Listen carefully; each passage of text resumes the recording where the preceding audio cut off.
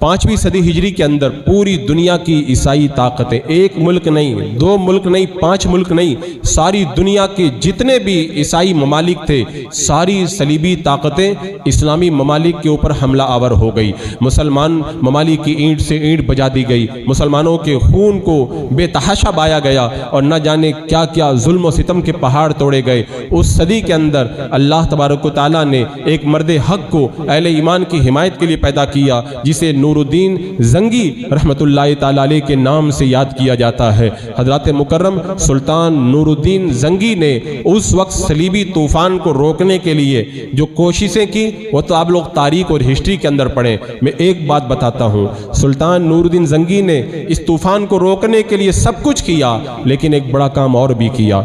उलमा की बारगाह में, मशाइख की बारगाह में, परहेजगारों की बारगाह में, नेकोकारों की बारगाह में खत लिख लिख करके आप कहते थे दुआ करो अल्लाह ताला मुसलमानों की खैर फरमाए, आप हजरात दुआ कीजिए अल्लाह ताला अहले ईमान को फतेह अता फरमाए। सुल्तान नूरुद्दीन जंगी ने बताया अहले ईमान का तरीका क्या होता है। वो कोशिश करता है, हिकमत अमली और वो तदबीर करता है, सब कुछ करता है, लेकिन उसे ज़रूरत है दुआओं की, उसे ज़रूरत है रब की बारगाह में मांगने की, उसे ज़रूरत है अल्लाह की रहमत के दरवाजे को खटखटाने की। तो उलमा, मशाइख, औलिया इकराम की बारगाह में लिख करके कहा कोशिश हम कर रहे हैं, आप हमारे लिए दुआ करें अल्लाह ताला हमको फतेह अता फरमाए। और उसके बाद में जब सलीबी तूफान आगे बढ़ा और माज़अल्लाह जब उन्होंने बैतुल मुक़द्दस फ़िलिस्तीन पे कब्ज़ा किया, बैतुल मुक़द्दस मस्जिद अक़सा पे कब्ज़ा किया, वो तारीख़ का एक बड़ा दर्दनाक मंज़र है। अब आजकल की तो जो हमारी नस्ल है उसको पता भी नहीं है कुछ, वो तो खाली आज के 2-4 बॉम्ब लॉन्चिंग के वाक़यात को खाली पकड़ करके बैठे, उन्हें पता नहीं है अहले ईमान के साथ क्या हुआ। जब बैतुल मुक़द्दस उन जो है वो सलीबी कुत्तों ने जब फतेह किया था, उस वक्त मैं सिर्फ एक बात अर्ज़ करूं कि जब वो फ़ौजें दाखिल हुई थी बैतुल मुक़द्दस के अंदर, तो मुसलमानों का खून इतना बहाया गया था कि उनके घोड़ों के घुटनों तक पूरे शहर के अंदर खून भरा हुआ था, और जब कोई चलता था तो घुटनों तक खून की नदियां बह रही थी। और उस वक्त के जो हालात थे उसको जो है वो बयान भी नहीं किया जा सकता, इतने संगीन हालात थे। लेकिन जब अल्लाह तबारक व तआला ने एक मर्द हक को जो सुल्तान नूरुद्दीन जंगी के परवरदा थे, सुल्तान सलाहुद्दीन अय्यूबी को इन तूफानों का मुकाबला करने के लिए पैदा किया, और उन्होंने जब मक्का शरीफ पे हमले की तैयारी की, मेरे आका अलैहिस्सलाम की शान में बदतमीजी की, जो उनका सरदार था रिजिनाल्ड के नाम से, उसने मादल्ला कहा था अपने नबी को मदद के लिए बुलाओ।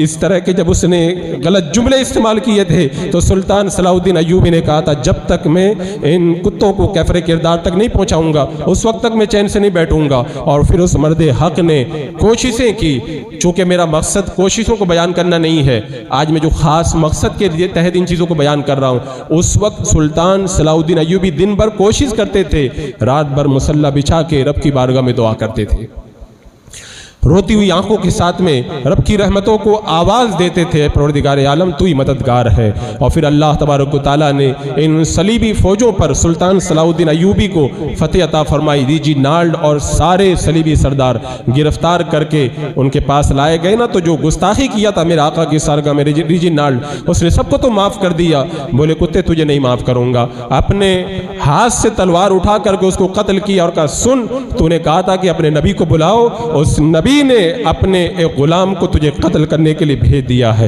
ये अहले ईमान की तारीख रही है। उसके बाद में एक सबसे बड़ा मकसद था बैतुल मुक़द्दस को ईसाइयों के कब्जे से निकालना। सुल्तान सलाहुद्दीन अय्यूबी कहा करते थे कि जिस मस्जिद में मेराज की रात मेरे आका ने अंबिया किराम की इमामत की है, जब तक मैं उस मस्जिद को अहले ईमान के हाथों में नहीं ले लूँगा उस वक्त तक चैन से नहीं बैठूँगा। वो पूरी एक तारीख़ है सुल्तान सलाहुद्दीन अय्यूबी की, वो तारीख़ आज अहले ईमान को पता नहीं है। सुल्तान सलाहुद्दीन अय्यूबी दिन भर भूखे रहते थे, सिर्फ इसी प्लानिंग के अंदर कि हमें बैतुल मुक़द्दस को वापस लेना है। और तारीख़ में तो यहाँ तक मिलता, जुमा से लेकर जुमा तक पूरा हफ्ता गुजर जाता था, सिर्फ चंद लुक़मे खाते थे। एक जो है वो जुनून तैयार था। और फिर अल्लाह तबारक व तआला ने मर्द हक को फतेह अता फरमाई और 90 साल के बाद बैतुल मुक़द्दस फिर मुसलमानों के कब्जे में आया। फ़िलिस्तीन फतेह हुआ, बैतुल मुक़द्दस। अब आप अंदाज़ा लगाएं, जब इतनी बड़ी फतेह रब ने अता फरमाई, पूरी दुनिया की जो सलीबी ताकतें थी सब उबल पड़ी कि बैतुल मुक़द्दस हमारे हाथों से निकल गया। उसके बाद में सारी दुनिया की ताकतें, सलीबी ताकतें मिलकर के सुल्तान सलाहुद्दीन अय्यूबी पर हमला आवर हुई। 5 साल तक जंग चलती रही, लेकिन उस मर्द हक के आगे वो लोग नहीं आ पाए।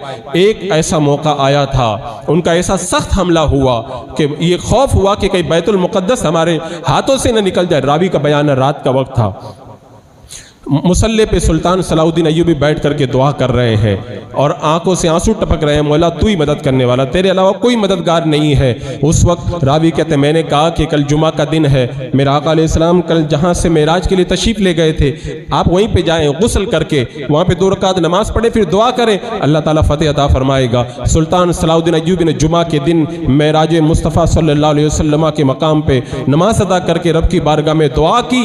इधर दुआ बुलंद हुई है, उधर रब की मदद आई, अल्लाह ने उस मर्द हक को फतेह अता फरमाई और सारी सलीबी ताकतें छट करके रह गई। तो आप ये सीरत पढ़ के देखें, मुश्किल हालात में हमारे असलाफ ने सारी तदबीरें और सारे काम करने के साथ दुआओं के जरिए रब की बारगाह से जो है वो मदद तलब की है।